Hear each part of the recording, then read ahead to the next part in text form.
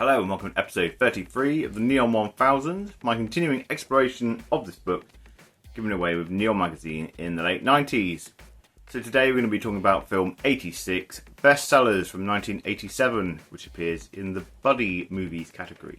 Mob executioner James Woods offers a cure for writer's block to ex-cop novelist Brian Dennehy.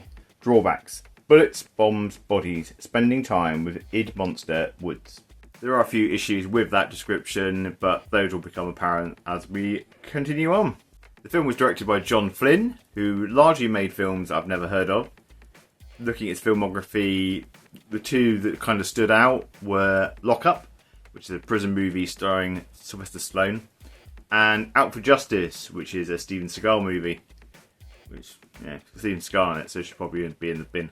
It was, however, written by Larry Cohen, who wrote and directed blaxploitation classic Black Caesar and 80s monster movie Q the Winged Serpent.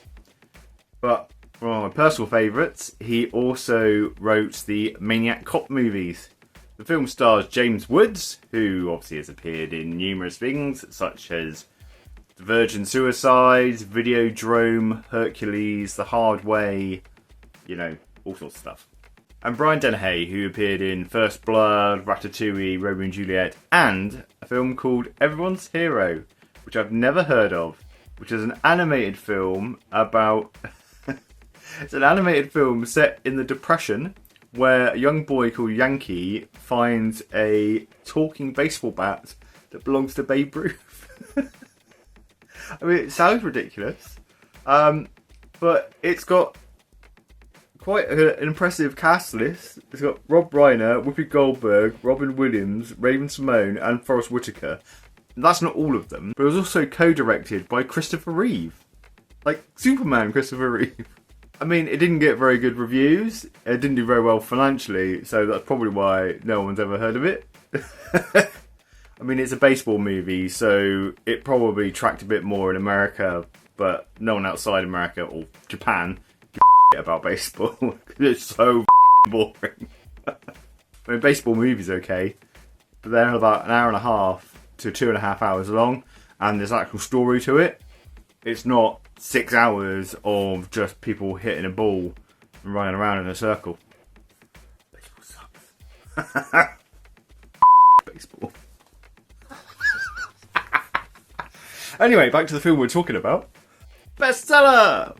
Brian Dennehy plays this cop who is injured in the line of duty, where basically there's a robbery at an evidence unit and all the other police officers who are there are killed by the masked intruders, and Brian Dennehy is basically left for dead. Flash forward 15 years and Brian Dennehy is still a cop, but now he's also a best-selling author, having written a book based on his experience of the robbery 15 years previous. He has written several other books, but hasn't written anything new since his wife died. He's then approached by hitman James Woods.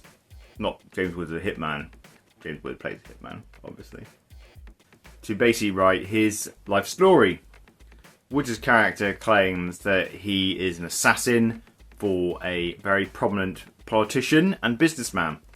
Woods then takes the writer on a little tour of various crime scenes and various other things to prove his story. So Cohen wrote the original screenplay, which was called Hardcover, book reference, and was inspired by the movie Strangers on a Train.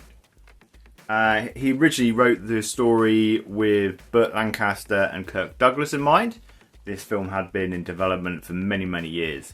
So by 1987, when this was made, both those men would have been in their 70s and it wouldn't be anywhere near as plausible. It helps that James Woods is a relatively young man.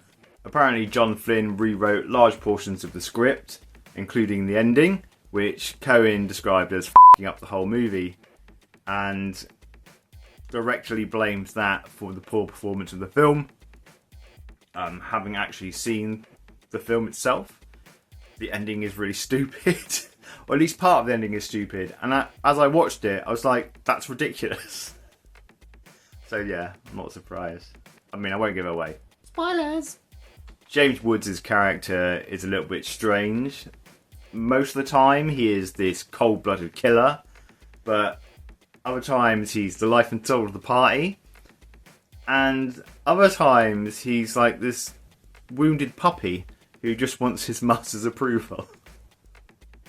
But he's redeemed at the end. Wow.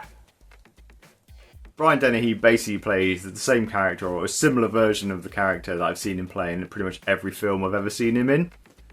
And I was wondering, when I was watching the film, was he actually considered a good actor? Because he is basically the same person largely in every film I've ever seen him in. Apparently he won numerous awards, including several Tony Awards and a Golden Globe. So apparently the answer is yes. But yeah, I'm sure he's pretty much the same guy in every film. Except sometimes he's the good guy and sometimes he's the bad guy. But he is basically the same guy. Basically, I give Bestseller 3 stars. Fairly average movie. It does have its moments. There's a really cool bit in a photo booth. But yeah, it has its moments. But it's kind of inconsistent. And yeah, the climax doesn't work. I agree with Cohen. Sorry. Sorry, Finn. Up. You're out of here, boy! You'll never work in this town again! On to the recommendations. First up, The Hard Way from 1991, where James Woods has a far more consistent character. There he plays a cop who is saddled with Michael J. Fox's Hollywood actor researching his new film role. This would have been perfect in the buddy movie section. The dynamic between Michael J. Fox and James Woods is brilliant. It would be amazing to see more movies with those two together. That movie is included in a different section later on, which is why it wasn't included here. But it would have been brilliant in the buddy section. First Blood from 1982, the first Rambo movie, and basically the best film I've seen with Brian Dennehy in it. An FX2 from 1991, starring the Bryans, Brian Brown and Brian Dennehy. Basically a buddy movie. I've never actually seen the original film.